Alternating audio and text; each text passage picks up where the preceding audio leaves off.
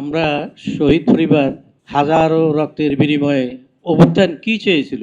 এরা চেয়েছিল এদেশে একটা সংস্কার, একটা পেশিবাদীর বিলুপ্তি এবং এদেশে একটা এই সমস্ত সংস্কারের পরে বিচারের পরে একটা সুন্দর নির্বাচন হয়ে দেশে একটা শান্তির দেশ প্রতিষ্ঠিত হবে। কিন্তু অত্যন্ত দুঃখের বিষয়, আমরা 5ই আগস্টের পরেই আমরা যা দেখতে শুরু করেছি এটা আপনারাও দেখতে পাচ্ছেন। বিগত ফ্যাসিস্ট সরকারকে যারা ইন্ধন দিয়েছে বিভিন্ন থানায় এবং সামরিক বেসামরিক প্রশাসন থেকে, আজ পর্যন্ত আমরা যাদের আসামিকেও ধরা হয় নাই। যদি আসামি ধরা না হয় তাহলে আমরা কাদের বিচার করবেন? আমরা আসামি ধরা হচ্ছে না, উল্টা আরও আমাদেরকে হুমকি দিচ্ছে আসামিদের পক্ষ থেকে, এবং বিভিন্ন দল থেকেও আমাদেরকে হুমকি দিচ্ছে এই নামগুলি উড্ড করার জন্য কেসের থেকে। তাহলে আমাদের নিরাপত্তাটা কি?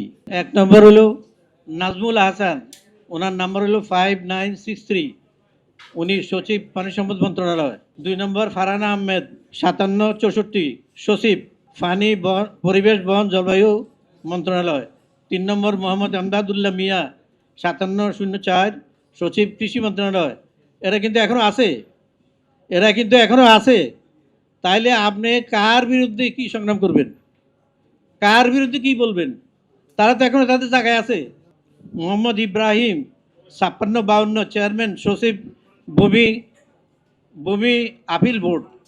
দেখেন কত গুরুত্বপূর্ণ পদ, ভূমি আপিল, বুঝতে পারছেন তো?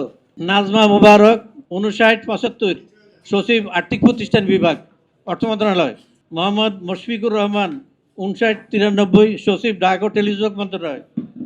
মোহাম্মদ আব্দুর রহমান খান, সচিব আভ্যন্তরীণ বিভাগ। ডক্টর মোহাম্মদ খায়রুজ্জামান, সচিব অর্থ বিভাগ। মোহাম্মদ রুহুল আমিন, সদস্য বাংলাদেশ পরিকল্পনা কমিশন। খোরশেদ ইয়াসমিন, সচিব দুর্নীতি দমন কমিশন। মোহাম্মদ আমানুল্লাহ আহসান, চেয়ারম্যান সচিব বাংলাদেশ পেট্রোলিয়াম কর্পোরেশন। সাইদ মাহবুব খান, রেক্টর সচিব বিপিএটিসি। মোহাম্মদ মোকাব্বির হোসেন, সিনিয়র সচিব বিজ্ঞান ও প্রযুক্তি। মোহাম্মদ সাইদুর রহমান, সচিব স্বাস্থ্যসেবা বিভাগ। ডক্টর মোহাম্মদ শহীদুল্লাহ, রেক্টর সচিব জাতীয় উন্নয়ন প্রশাসন academy. Doctor Mohammad Omar Faruk, rector সচিব বাংলাদেশ সিভিল সার্ভিস প্রশাসন একাডেমি। AHM শফিকুজ্জামান, সচিব শ্রম মন্ত্রণালয়। নাসরিন আফরোজ, নির্বাহী চেয়ারম্যান সচিব জাতীয় দক্ষতা উন্নয়ন কর্তৃপক্ষ। বসুন্ধরা ডায়াপেন্ট এখন আরো উন্নত। এই হট এয়ার থ্রো টপশিট দ্রুত শোষণ করে সোনামণিকে দেয় কোমল অনুভূতি। শরীফা খান, বিকল্প নির্বাহী পরিচালক সচিব শিল্প ব্যাংক। সিদ্দিক জুবায়ের, সিনিয়র সচিব মাধ্যমিক ও উচ্চ মাধ্যমিক শিক্ষা বোর্ড, শিক্ষা বিভাগ। ডাক্তার মোহাম্মদ সারোয়ার বাড়ি, সচিব স্বাস্থ্য শিক্ষা পরিবার কল্যাণ বিভাগ। জাহেদা পারভিন, সচিব সমন্বয় সংস্কার ও মন্ত্রী পরিষদ বিভাগ। শাহরিয়ার কাদের সিদ্দিকী, সচিব ERD। AM আকমল হোসাইন, সদস্য সিনিয়র সচিব প্ল্যানিং কমিশন। ইকবাল আবদুল্লাহ হারুন, সদস্য প্ল্যানিং কমিশন। সুকেশ কুমার সরকার, জাতীয় পরিকল্পনা উন্নয়ন একাডেমি। মমতাজ আহমেদ, সিনিয়র সচিব মহিলা ও শিশু বিষয়ক।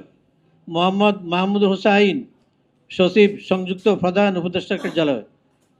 মোহাম্মদ মুস্তাফিজুর রহমান, সচিব দুর্যোগ ব্যবস্থাপনা ত্রাণ মন্ত্রণালয়।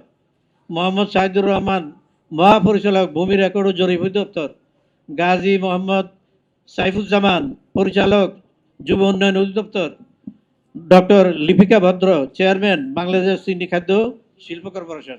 আব্দুল কাইয়ুম, পরিচালক গ্রেড 1 জাতীয় স্থানীয় সরকার ইনস্টিটিউট।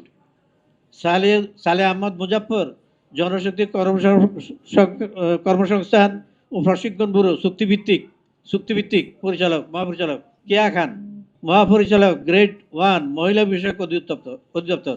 ডক্টর মোহাম্মদ বাশরুল আলম, অতিরিক্ত সচিব ও মহাপরিচালক জাতীয় যুব উন্নয়ন ইনস্টিটিউট। মেহেদি হাসান, অতিরিক্ত সচিব economic minister, Washington DC। Mohammad Abdur Rauf, সচিব বস্ত্র পাট মন্ত্রণালয়।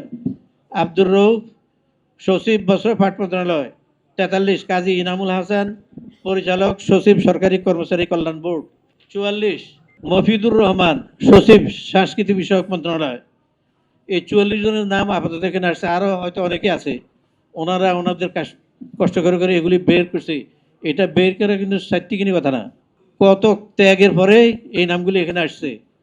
আমি ধন্যবাদ জানাচ্ছি এই কষ্টসাধ্য কাজটি করে জাতির সম্মুখে উন্মুখ করার জন্য।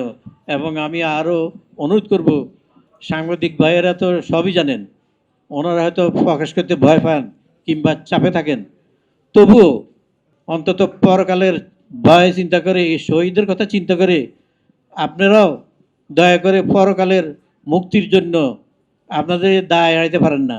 সুতরাং আপনারাও দয়া করে আরও তথ্য দিয়ে বাংলাদেশের মানুষকে জানাবেন কারা এই অভ্যুত্থানের পিছনে জড়িত, কারা এর পিছনে কলকাঠি নেড়েছে, অথচ তারা এখনও তাদের জায়গায় বহাল আছে, তাদের ভিতরে কোনো শাস্তির ব্যবস্থা এখনও নেওয়া হচ্ছে না, তাদের বিরুদ্ধে কোনো কেসও নেই, কোনো কেসও নেই তাদের বিরুদ্ধে, কোনো অভিযোগও নেই তাদের বিরুদ্ধে, অথচ তারা এই সরকারকে তখন পরিচালিত করছে।